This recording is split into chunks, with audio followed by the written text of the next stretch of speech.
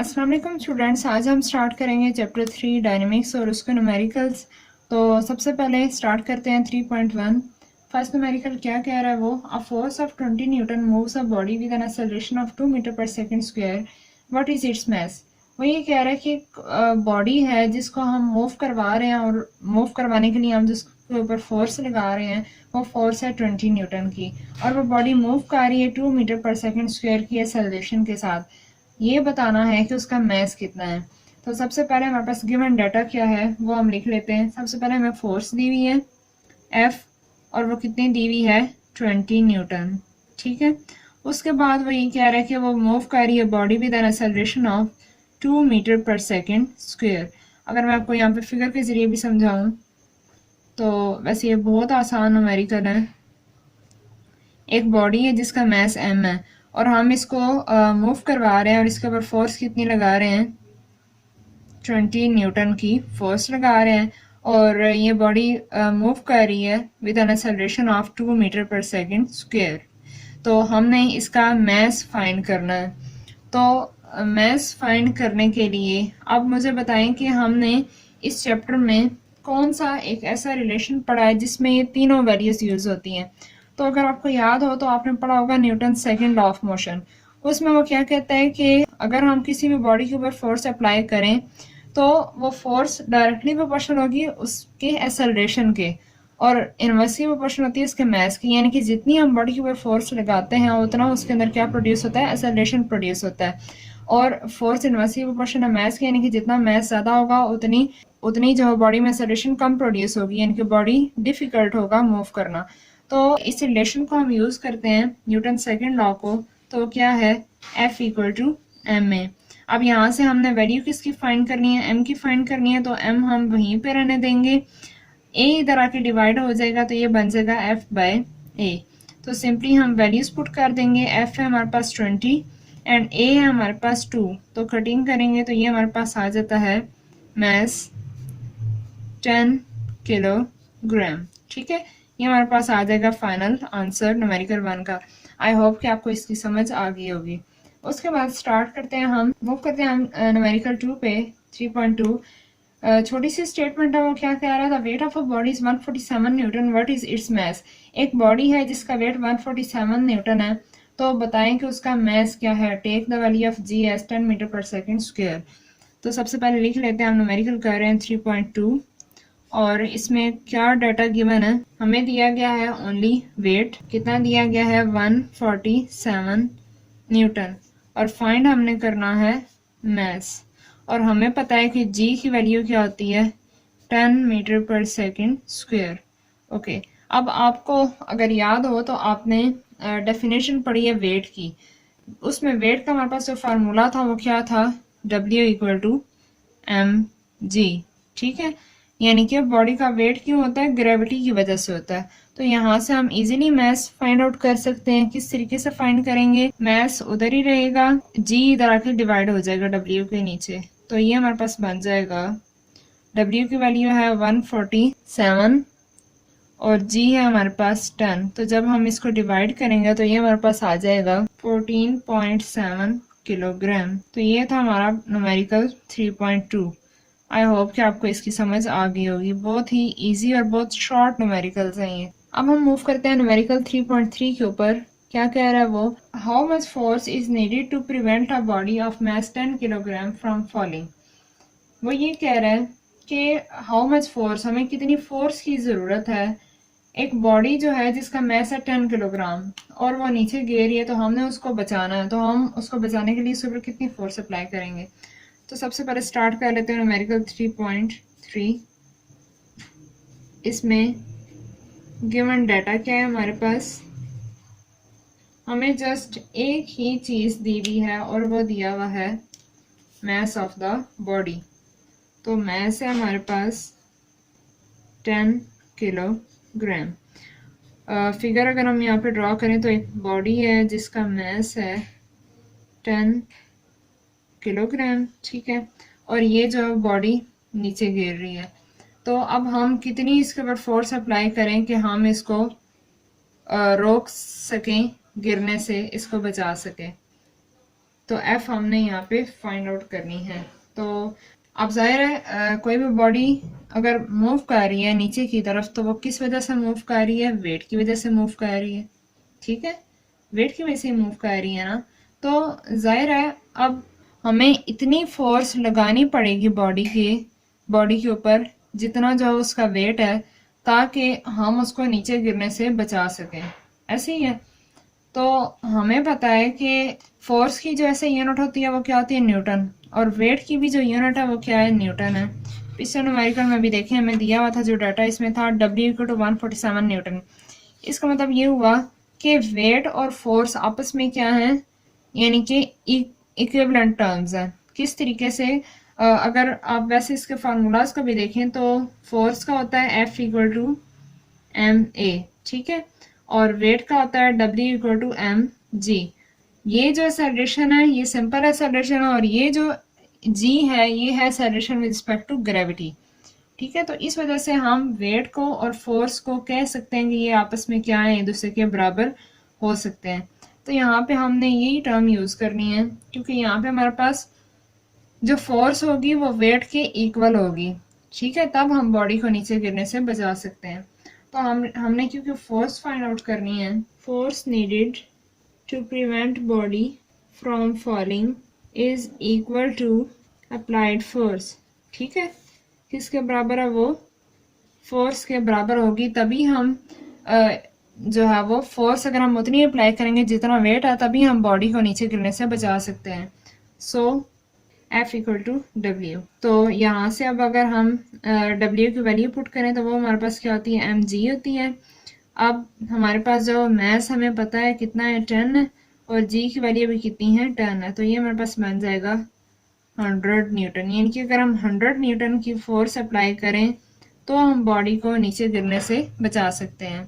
उसके बाद हम मूव करते हैं न्यूमेरिकल नंबर 4 के ऊपर। क्या स्टेटमेंट है इसकी, Find the acceleration produced by a force of 100 Newton in a mass of 50 kilogram. तो स्टार्ट कर लेते हैं न्यूमेरिकल 3.4। इसमें क्या है, गिवन डाटा हमारे पास वही कह रहा है, find the acceleration produced by force. हमने क्या चीज़ फाइंड करनी है, एक्सेलरेशन फाइंड करनी है।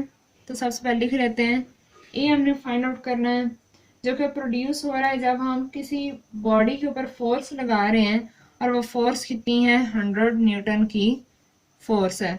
और जिस बॉडी के ऊपर लगा रहे हैं उस बॉडी का जो मैस है वो 50 किलोग्राम है। ठीक है, तो हमने ए फाइंड करना है, यानी कि एक बॉडी है जिसका मैस है 50 kg। इसके ऊपर हम फोर्स लगा रहे हैं कितनी, 100 न्यूटन की। अब हमने बताना है कि ये कितना एक्सेलरेशन इसमें प्रोड्यूस होगा। ठीक है, तो इसमें अगेन हमारे पास कौन सा फार्मूला यूज होगा, न्यूटन सेकंड लॉ यूज होगा, दैट इज F = ma। तो F हमारे पास गिवन है, A हमने फाइंड करना है, तो A हमारे पास यही रहेगा, M इधर आके डिवाइड हो जाएगा। अच्छा, ये आप इस चीज़ से कंफ्यूज ना होइएगा कि मैं A यहाँ पे रहना चाहिए था, M इधर डिवाइड, तो मैं A को इधर लिख देती हूँ, फिर ये इधर, यानी कि अगर मैं यहाँ पे A लिखूँ और इधर F/m लिखूँ, या फिर इधर F/m और इधर A लिखूँ, तो वो उससे कोई फ़र्क नहीं पड़ता। ठीक है, तो बाकी आपने ये ध्यान रखना है कि F यहाँ पे ऊपर ही रहेगा, और जो चीज़ इक्वल टू दूसरी तरफ जाके डिवाइड होती है वही नीचे आती है। चाहे आप ये पूरी टर्म इधर लिख लें या आप पूरी टर्म इधर लिख लें, तो उससे फ़र्क नहीं पड़ता। तो निकाल लेते हैं वैल्यू। F की वैल्यू हमारे पास 100 और मैस है 50, तो 50 2 ज़ार 100 होता है, तो A की वैल्यू हमारे पास आ जाएगी 2 मीटर/सेकंड स्क्वायर। तो ये हमारे पास आ गई एक्सेलरेशन जितनी इस बॉडी के अंदर प्रोड्यूस हो रही है। ठीक है, स्टार्ट करते हैं 3.5 न्यूमेरिकल। इसमें वो क्या कह रहा है, a body has weight 20 newton, how much force is required to move it vertically upwards with an acceleration of 2 metre per second square. वही कह रहा है कि एक बॉडी है जिसका वेट है 20 न्यूटन, और कितनी फोर्स हमें रिक्वायर है कि हम उस पर लगाएं ताकि वो ऊपर की तरफ मूव करे, और किस एक्सेलरेशन के साथ मूव करे, 2 मीटर/सेकंड स्क्वायर की एक्सेलरेशन के साथ वो मूव करे। तो सबसे पहले अगर हम इसकी फिगर ड्रॉ कर रहे हैं तो हमें समझने में आसानी होगी इसको। एक बॉडी है और इसका मैस m है और इसके ऊपर जो फोर्स लग रही है वेट की वो है हमारे पास 20 न्यूटन। ठीक है, अब जो है वो हमने इस बॉडी को नीचे से ऊपर लेकर जाना है, यानी कि हमें यहाँ पे क्या करनी पड़ेगी, फोर्स अप्लाई करनी पड़ेगी। अब हमें कितनी फोर्स वो लगाने को कह रहा है, इतनी फोर्स वो कह रहा है कि ये बॉडी ऊपर जाए और जिस एक्सेलरेशन के साथ जाए वो हो 2 मीटर पर सेकंड स्क्वायर, यानी कि 2 मीटर पर सेकंड स्क्वायर के साथ की एक्सेलरेशन के साथ बॉडी जो है वो ऊपर की तरफ मूव करे। तो सबसे पहले हमारे पास गिवन डाटा क्या है वो हम लिख लेते हैं। हमें वेट दिया हुआ है, वेट है हमारे पास 20 न्यूटन। उसके बाद हमें एक एक्सेलरेशन दी हुई है और वो दी हुई है 2 मीटर पर सेकंड स्क्वायर, और बस। और इसके बाद वो कह रहे हैं कि फोर्स बताएं कि फोर्स हम कितनी अप्लाई करेंगे कि बॉडी ऊपर की तरफ मूव करे। तो सबसे पहले अब देखिए हमारे पास अगर हमने फोर्स भी फाइंड करनी है तो हमें फार्मूला हमारे पास होता है F=m में। ठीक है, और अगर हम यानी कि वो फोर्स वाला फार्मूला लगाएं तब भी हमारे पास उसमें मैस आता है, और अगर हम W वाला फार्मूला लगाएं W=mg उसमें भी हमारे पास क्या आएगा, मैस आएगा। इट मीन्स कि हमारे पास मैस यहाँ पे गिवन नहीं है तो मैस हमें पहले निकालना पड़ेगा। तो वेट हमारे पास गिवन है तो वेट वाले फार्मूले से हम लोग मैस फाइंड आउट कर सकते हैं। तो सबसे पहले हम फाइंड करते हैं मैस ऑफ द बॉडी, तो वो क्या आएगा, W=mg। तो यहाँ से मैस इधर रहेगा, W बाय क्या हो जाएगा, G हो जाएगा। तो मैस की वैल्यू यहाँ पे आ जाएगी 20/10 which is equal to 2 kilogram. ये हमने क्या कर लिया, इस बॉडी का मैस फाइंड कर लिया विच इज़ 2 किलोग्राम। अब जो है वो इस बॉडी को हमने ऊपर लेकर जाना है। अब सबसे पहले समझ लें कि किस तरह बॉडी को ऊपर लेकर जाएंगे। देखें, अब इस बॉडी का जो वेट है वो 20 न्यूटन है। इसका मतलब ये कि मुझे जो फोर्स लगानी पड़ेगी ना इसको ऊपर ले जाने के लिए वो 20 न्यूटन तो होगी। ठीक है, लेकिन फ़र्ज़ करें अगर बॉडी पे जो वेट है वो डाउनवर्ड वो भी 20 न्यूटन है और हम भी फोर्स 20 न्यूटन की लगाएं तो ऊपर भी 20 न्यूटन और नीचे भी 20, तो आपस में दोनों फोर्सेस इक्वल हो जाएंगी तो बॉडी तो मूव ही नहीं ना करेगी। तो हम चाह रहे हैं कि हम बॉडी को मूव करवाएं और ऊपर की डायरेक्शन में मूव कराएं। इसका मतलब ये कि हमें जो फोर्स लगानी पड़ेगी वो इस 20 न्यूटन से ज़्यादा की होनी चाहिए। तो उसके लिए हम क्या करेंगे कि सबसे पहले हमें निकालनी पड़ेगी वो वाली फोर्स जो कि इस फोर्स से ज़्यादा हो, जिसके साथ हमारी जो बॉडी है वो मूव करे एक्सेलरेशन के साथ। तो सबसे पहले वो फाइंड कर लेते हैं। तो लिख लेते हैं स्टेटमेंट यहाँ पे, फर्स्ट वी फाइंड द, सबसे पहले हम क्या फाइंड करेंगे, the force which acts on the body to move with acceleration 2 metre per second square. अब मैं यहाँ पे एक्सेलरेशन का सिर्फ ए लिख रही हूँ। वो फोर्स जो कि बॉडी में इतनी एक्सेलरेशन प्रोड्यूस करवाएगी, सबसे पहले हमें वो फोर्स फाइंड करनी पड़ेगी। तो फोर्स, अब वो उस फोर्स को हम कह देते हैं F1। ठीक है, तो फार्मूला हमारे पास यही आएगा F=m में। ज़ाहिर एक्सेलरेशन हमारे पास ये गिवन है तो वो वाली फोर्स फाइंड कर लेते हैं। मैस अभी हमने निकाला है वो था 2 और ए की वैल्यू भी क्या है, 2 है, तो वो हमारे पास F1 की वैल्यू आ जाएगी 4 न्यूटन। अब ये हमारे पास 4 न्यूटन कौन सी फोर्स आ गई है, जो कि फोर्स इस फोर्स के अलावा है। ठीक है, जिसके साथ ये body 2 metre per second square के एक्सेलरेशन के साथ जिस फोर्स के जरिए इसने मूव करना था। अब जो है वो हमारे पास एक ये फोर्स है, तो अगर हम टोटल फोर्स फाइंड आउट करें, यानी कि अब ये जो 4 आई है इसमें हमें 20 न्यूटन की ऐड करनी पड़ेगी। ज़ाहिर है ये दोनों फोर्सेस मिलेंगी तभी हमारी बॉडी ऊपर की तरफ मूव करेगी ना। तो अब हम लिख लेते हैं, now we find the net force acts on the body. तो नेट फोर्स फाइंड करने के लिए हम क्या करेंगे, हम लिखेंगे एफ नेट, यानी कि नेट फोर्स बराबर हो जाएगी हमारे पास इस वेट प्लस F1 के। ठीक है, तो वेट हमारे पास था, कितना था वेट, 20 न्यूटन, और F1 अभी हमने निकाली है 4 न्यूटन। तो ये हमारे पास जो टोटल फोर्स आ जाएगी दैट इज़ 24 न्यूटन, यानी कि हमें 24 न्यूटन की फोर्स लगानी पड़ेगी, तब हमारी बॉडी जो है वो ऊपर की तरफ मूव करेगी। ठीक है, तो आई होप कि आपको इस न्यूमेरिकल की अच्छे से समझ आ गई होगी। तो अब जो है वो हम मूव करते हैं न्यूमेरिकल 3.6 की तरफ। उसमें वो क्या कह रहा है कि two masses 52 kilogram and 48 kilogram are attached to the ends of the string that passes over a frictionless pulley. Find the tension in the string and acceleration in the bodies when both the masses are moving vertically. हमारे पास क्या है कि दो message दिए हैं, एक 52 kilogram है और एक 48 किलोग्राम है, और वो अटैच हुए हैं स्ट्रिंग के एंड्स के साथ, और वो स्ट्रिंग पास हो रही है फ्रिक्शनलेस पुली के ऊपर से। तो हमने ये बताना है, एक तो हमने स्ट्रिंग की टेंशन फाइंड करनी है, और दूसरा हमने ये बताना है कि वो बॉडीज़ किस एक्सेलरेशन के साथ मूव कर रही हैं, और साथ उसने ये कंडीशन बताई है कि जो दोनों बॉडीज़ हैं वो वर्टिकली मूव कर रही हैं। तो इसके लिए अब अगर आप रिमाइंड करें तो आपने एक टॉपिक पढ़ा है tension and acceleration in a string. तो उसमें हमारे पास दो केसेस थे। अगर मैं आपको बुक से दिखाऊं तो आपको ज़्यादा इजीली क्लियर हो जाएगा। ये देखें, ये हमारे पास था केस 1 कि जब हमारे पास जो दोनों बॉडीज़ थी वो वर्टिकली मूव कर रही थी। अब वर्टिकली मूव जब कर रही थी तो हमारे पास ये एक्सेलरेशन का फार्मूला था और ये था हमारे पास टेंशन का। यानी कि जब हमारे पास न्यूमेरिकल में इसमें गिवन है कि दोनों बॉडीज़ वर्टिकली मूव कर रही हैं तो हमने ये एक्सेलरेशन का फार्मूला यूज़ करना है और ये हमने टेंशन का यूज़ करना है। तो स्टार्ट करते हैं हम न्यूमेरिकल 3.6। क्या कह रहा है वो इसमें, सबसे पहले हम लिख लेते हैं गिवन डाटा हमारे पास क्या है। दो मैसेज दिए हैं, तो पहला मैस है हमारे पास M1, वो कितना है 52 किलोग्राम, और दूसरा हमें M2 दिया हुआ है और वो है 48 किलोग्राम। उसके अलावा बस हमें यही दो चीज़ें दी हुई हैं और वो ये कह रहा है कि फाइंड आपने क्या करना है, एक एक्सेलरेशन फाइंड करनी है और दूसरी चीज़ आपने फाइंड करनी है टेंशन इन द स्ट्रिंग। तो सबसे पहले हम लिख लेते हैं when two bodies move vertically, तो हमारे पास जो फार्मूलाज यूज़ होंगे वो एक्सेलरेशन का होगा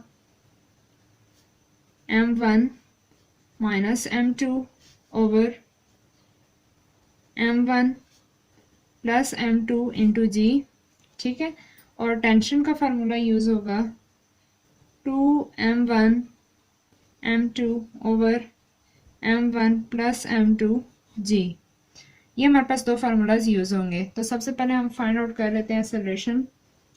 तो यहाँ पे इनको नंबरिंग भी दे देते हैं, एक ये चीज़ फाइंड करनी है और दूसरी चीज़ हमने ये फाइंड करनी है। तो सबसे पहले हम एक्सेलरेशन फाइंड कर लेते हैं। वैल्यूज पुट करें, m1 है हमारे पास 52 माइनस m2 है 48 और नीचे 52 प्लस 48 मल्टीप्लाई 10। तो क्या आएगा 52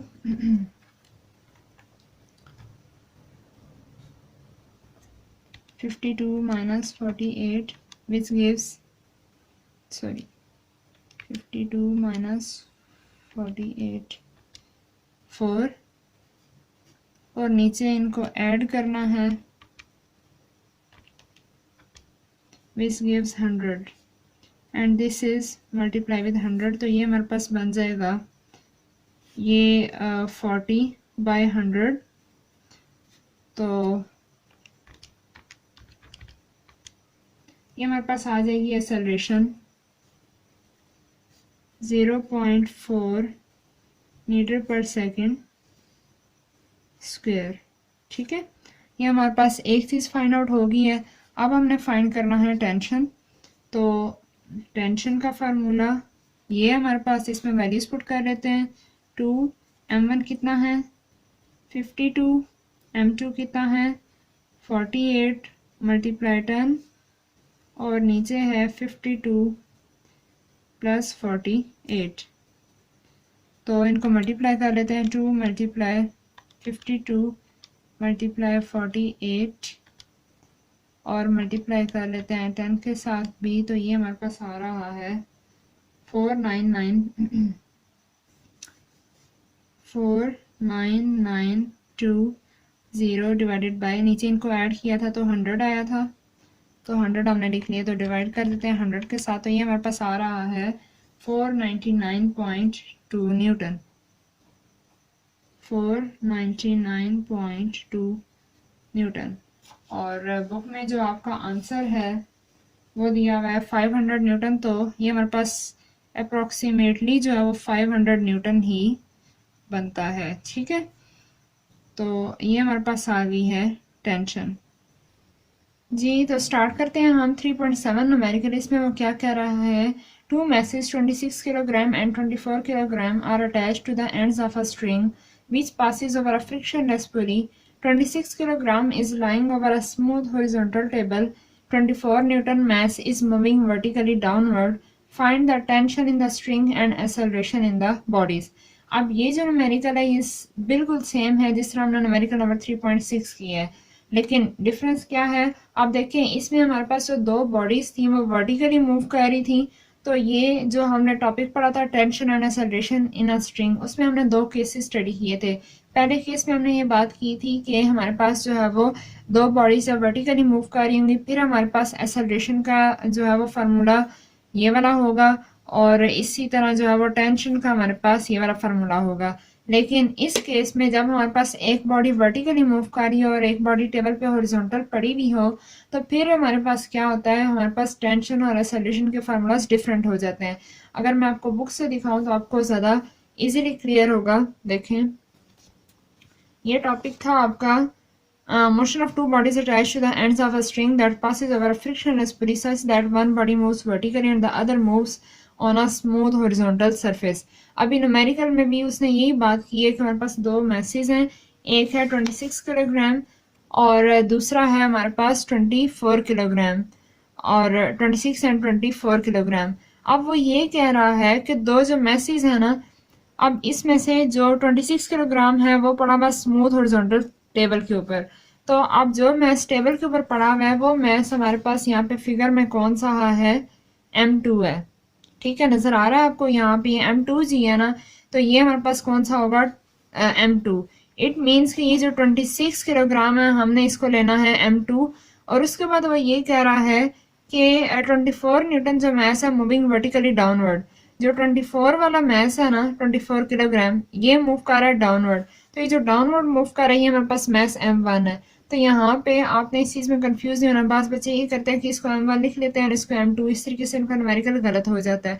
तो आपने इस चीज़ का ध्यान रख लेना है कि जो मैस टेबल के ऊपर पड़ा हुआ है वो M2 होगा और जो वर्टिकली मूव कर रहा है वो M1 होगा। तो अब यहाँ पे ये M2 और ये M1 है, तो लिख लेते हैं गिवन डाटा हमारे पास दो मैसेज दिए हुए हैं और साथ में हमें जो है वो क्या दिया हुआ है, बाकी हमने टेंशन और एक्सेलरेशन फाइंड करनी है और कुछ भी हमें नहीं दिया हुआ, तो लिख लेते हैं। और ये वाले अब हमने ये फार्मूलाज भी देखने हैं, हमने ये वाले दो फार्मूलाज यूज़ करने हैं। ये एक्सेलरेशन का यूज़ करना है, A=M1g divided by M1 plus M2, और टेंशन का हमने ये यूज़ करना है M1 M2g over M1 plus M2। ठीक है, तो आपने ये दो फार्मूलाज भी और पिछले जो न्यूमेरिकल में दो फार्मूलाज यूज़ हुए थे वो भी अपने तैयार अच्छे से कर लेने हैं। तो सॉल्व कर लेते हैं न्यूमेरिकल। सबसे पहले लिख लेते हैं कि गिवन डाटा में हमारे पास क्या है, दो मैसेज दिए हुए हैं, एक है M1 जो कि है हमारे पास M1 24 किलोग्राम और दूसरा है M2 और वो हमें दिया हुआ है 26 किलोग्राम। ठीक है, और फाइंड हमने अगेन क्या करनी है, एक एक्सेलरेशन फाइंड करनी है और दूसरी हमने टेंशन फाइंड करनी है। इसमें भी यही दो चीज़ें फाइंड करनी थी लेकिन फार्मूलाज चेंज थे, इस केस में चेंज है और इस केस में अब दूसरे होंगे। तो यहाँ पे आप मेंशन कर देंगे, इसमें लिखा ना when two bodies move vertically, इसमें ये लिख दें when one body moves vertically and other moves horizontally. ठीक है, तो इससे जो चेकर है उसको भी समझ आ जाएगी कि जो स्टूडेंट है उसको इस चीज़ का आइडिया है कि हमने इसमें क्या किया हुआ। ठीक है, उससे रट्टा नहीं मारा हुआ। तो सबसे पहले दोनों के फार्मूला से लिख लेते हैं और सॉल्व कर लेते हैं। जो एक्सेलरेशन है उसके लिए हमारे पास जो फार्मूला यूज़ होगा वो होगा M1 over M1 plus M2 into जी, और दूसरा हमारे पास टेंशन का जो यूज़ होना है वो है m1 m2 g over m1 plus m2। ठीक है, तो सबसे पहले फर्स्ट सॉल्व कर लेते हैं एक्सेलरेशन। तो इसके अंदर अगर हम लोग वैल्यूज पुट करें तो m1 हमारे पास कितना है 24 over m1 again 24 plus m2 है 26 मल्टीप्लाई 10। तो ये हमारे पास आ जाता है, ये ऊपर बन जाएगा 240 और नीचे हमारे पास ये बन जाएगा 24 प्लस 26 50 होता है। तो जब हम इसको सॉल्व करेंगे तो ये हमारे पास एक्सेलरेशन की वैल्यू आती है, यहाँ पे कर लेते हैं 240 डिवाइडेड बाय 50। तो ये हमारे पास आ रहा है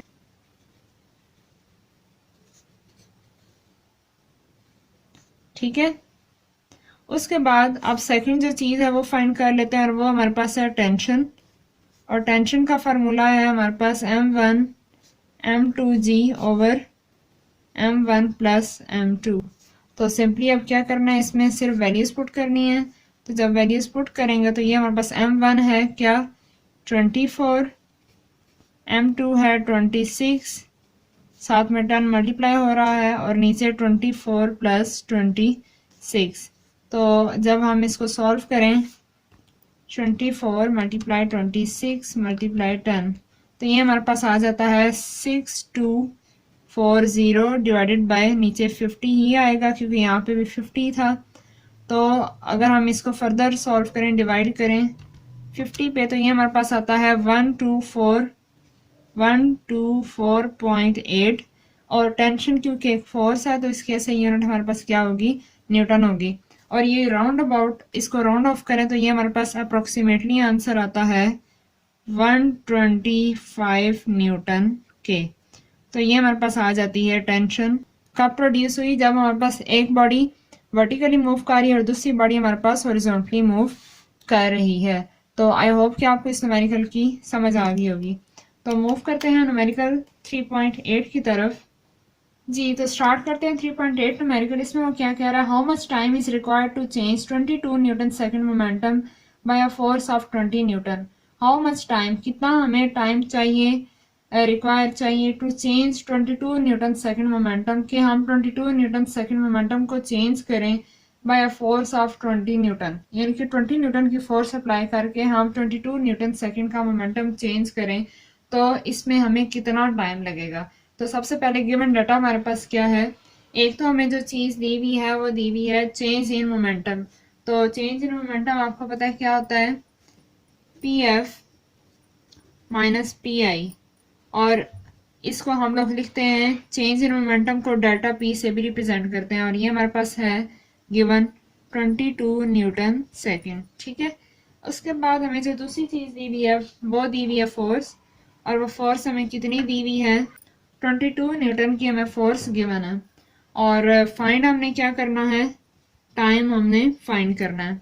तो अब इसमें हमारे पास कौन सा फार्मूला यूज़ होगा, अगर मैं आपको इधर टॉपिक दिखा दूं, क्योंकि स्टूडेंट्स को बाज़ ये चीज़ समझ नहीं आती कि अब हमने इसमें कौन सा फार्मूला यूज़ करना और हमें किस तरीके से पता चलता है कि हम इसमें ये फार्मूला अप्लाई करेंगे।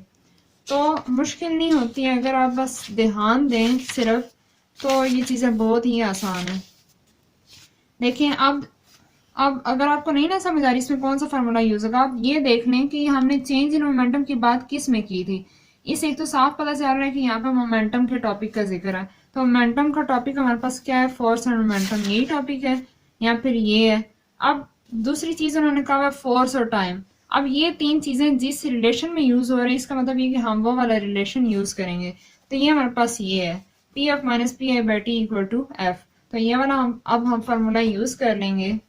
इसको चाहे तो आप इस तरह भी लिख सकते हैं P F minus P I by T equal to F, या फिर आप जस्ट इसकी जगह पे ये भी लिख सकते हैं change in momentum divided by time equal to F. ठीक है, जो मर्जी आप यूज़ कर लें। तो मैं फिलहाल ये यूज़ कर रही हूँ। अब क्योंकि हमने टाइम फाइंड करना है तो उस इक्वेशन को अगर हम रीअरेंज कर लें तो टाइम इधर डिवाइड हो रहा है, इक्वल टू किधर जाएगा तो मल्टीप्लाई हो जाएगा, और एफ इधर ऊपर मल्टीप्लाई में है तो इक्वल टू किधर आएगा तो नीचे आ जाएगा। तो ये हमारे पास बन जाएगा delta P by F equal to T. अब हमने क्या करना है, सिंपली वैल्यूज पुट कर देनी है। डेल्टा पी हमारे पास है 22 न्यूटन सेकेंड और फोर्स हमारे पास है 20 न्यूटन। तो न्यूटन न्यूटन से कैंसिल होगा और फाइंड हम टाइम कर रहे हैं, तो 22 को जब हम डिवाइड करेंगे 20 पे तो हमारे पास जो आंसर आएगा 22 डिवाइड 20, तो ये हमारे पास आता है 1.1 सेकेंड और यही हमारा है रिक्वायर्ड आंसर। ठीक है, आई होप कि आपको इस न्यूमेरिकल की समझ आ गई होगी। बहुत शॉर्ट और बहुत इजी न्यूमेरिकल है। उसके बाद अगर हम मूव करें 3.9 न्यूमेरिकल पर, तो इसमें वो क्या कह रहा है, how much is the force of friction between a wooden block of mass 5 kilogram and horizontal marble floor, the coefficient of friction between would and marble is 0.6। तो सबसे पहले हमें क्या डाटा गिवन है वो देख लेते हैं। तो हमें क्या डाटा गिवन है, how much is the force of friction. अब यहाँ पे वो क्या चीज़ कह रहा है फाइंड करने को कि कितनी फोर्स ऑफ फ्रिक्शन होगी।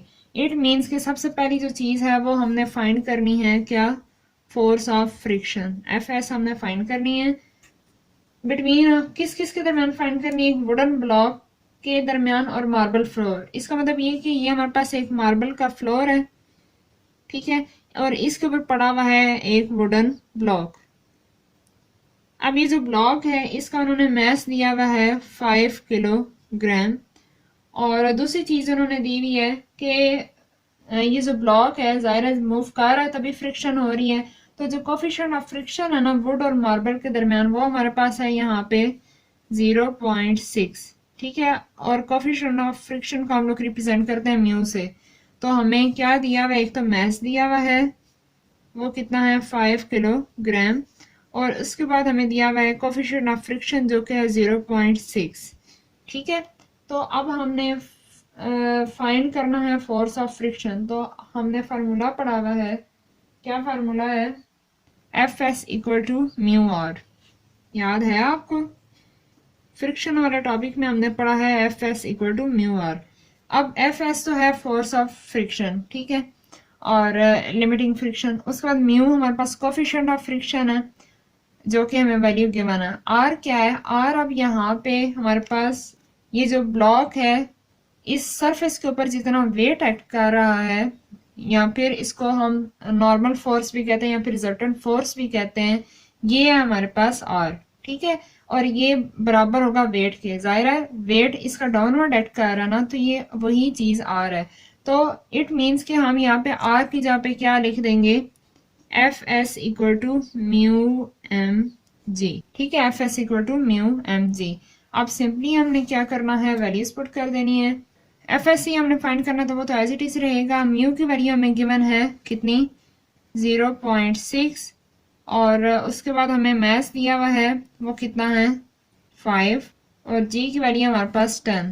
तो अब अगर हम इन सब को मल्टीप्लाई करें तो ये हमारे पास आंसर देता है 0.6 मल्टीप्लाई 5 मल्टीप्लाई 10, तो ये हमारे पास आता है 30।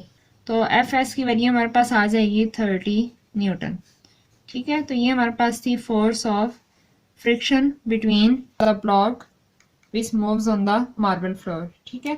उसके बाद अब हम मूव करते हैं लास्ट न्यूमेरिकल की तरफ जो कि वो भी बहुत आसान है। क्या है वो, how much centripetal force is needed to make a body of mass 0.5 kilogram to move in a circle of radius 50 centimetre with a speed 3 metre per second. वो ये कह रहा है कितनी सेंटीमीटर फोर्स की जरूरत होगी अगर हम एक बॉडी को मूव करवा रहे हैं सर्कल में और उस बॉडी का जो मैस है वो 0.5 किलोग्राम है और जिस सर्कल में वो मूव कर रहा है उस सर्कल का जो रेडियस है वो 50 सेंटीमीटर और वो जो बॉडी है वो 3 मीटर पर सेकेंड की स्पीड के साथ मूव कर रही है। तो सबसे पहले लिख लेते हैं गिवन डाटा हमारे पास क्या है। तो हमारे पास क्या डाटा गिवन है, एक तो हमें दिया हुआ है बॉडी का मैस और मैस हमारे पास गिवन है 0.5 किलोग्राम और जो बॉडी मूव कर रही है जिस सर्कल में उसका रेडियस हमें दिया हुआ है 50 सेंटीमीटर और तीसरी चीज़ हमें दी हुई है v जो कि स्पीड है और वो दी हुई है 3 मीटर पर सेकेंड। ये मैंने इसकी फिगर बनाई है, कोई भी बॉडी है जो कि सर्कल में मूव कर रही है और उस सर्कल का रेडियस 50 सेंटीमीटर और मूव कर रही है 3 मीटर पर सेकेंड की स्पीड के साथ। तो आपने पढ़ा होगा फार्मूला, आपने एक टॉपिक पढ़ा होगा सेंटीपीटल फोर्स, ठीक है। तो सेंटीपीटल फोर्स का जो हमारे पास फार्मूला है वो क्या है, F C equal to M V square by R. तो वो अब हम यहाँ पे यूज़ कर लेंगे। एफ सी हमने फाइंड करनी है M V square by R. ठीक है, यहाँ पे लिख लेते हैं हमने फाइंड क्या करना था, एफ सी हमने फाइंड करनी थी। तो सिंपली अब हम वैल्यूज पुट कर देते हैं। मैथ्स हमारे पास गिवन है 0.5, वी का स्क्वायर हमारे पास है 3 का स्क्वायर, और नीचे आर हमारे पास गिवन है 50 सेंटीमीटर। बल्कि अब हमने यहाँ पे इसको चेंज नहीं किया तो इसको कन्वर्ट भी कर लेते हैं। 50 सेंटीमीटर है, तो जब मैं इसको मीटर में कन्वर्ट करूँगी तो आपको पता है कि 1 मीटर में 100 सेंटीमीटर होते हैं। तो हम क्या करेंगे, 50 को 100 पे डिवाइड करेंगे। तो जब हम इसको डिवाइड करेंगे तो हमारे पास जो आंसर आएगा वो आएगा 0.5 मीटर। 0.5 मीटर। तो अब हमने यहाँ पे लिख देना है 0.5 मीटर। ठीक है, क्योंकि जितने भी हम लोग न्यूमेरिकल करते हैं हम ऐसा यूनिट्स में करते हैं, तो सेंटीमीटर ऐसा यूनिट नहीं है बल्कि मीटर है, तो इस वजह से हमने इसको मीटर में कन्वर्ट किया। अब 0.5 से कैंसिल हो जाएगा, और 3 का स्क्वायर हमारे पास क्या होता है, 9 होता है, तो 9।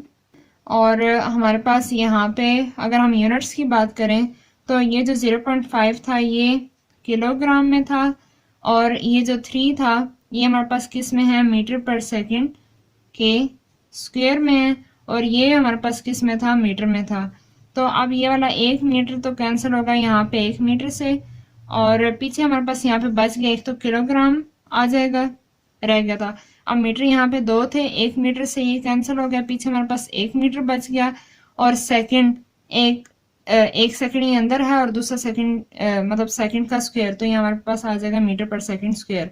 और हमें पता है कि kilogram metre per second square किसके बराबर होता है, न्यूटन के बराबर होता है। तो आई होप कि आपको इस न्यूमेरिकल की भी समझ आ गई होगी। इस तरीके से हमारे कंप्लीट हो जाते हैं चैप्टर 3 का न्यूमेरिकल। अगर कोई गलती होगी हो, मुझसे रह गई हो इन न्यूमेरिकल्स में, तो माफ़ कर दीजिएगा, इंसान होने के नाते इंसान से गलतियां हो जाती हैं। तो बहरहाल आप अपनी मेहनत जारी रखें और कमेंट करके ज़रूर बताइएगा कि आपको कैसी लगी वीडियो, और शेयर कीजिएगा इसको ताकि फर्दर जो है वो मुझे भी हेल्प मिल सके मज़ीद वीडियोस बनाने में। तो मिलते हैं नेक्स्ट वीडियो में। टिल देन टेक केयर, अल्लाह हाफिज़।